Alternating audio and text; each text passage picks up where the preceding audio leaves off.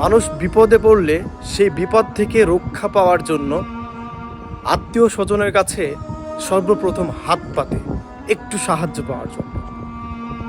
কিন্তু সেই বিশ্বস্ত আত্মীয় যারা আছে তারা মুখের উপরে না করে দেয়, বিপদের সময় পাশে থাকে না।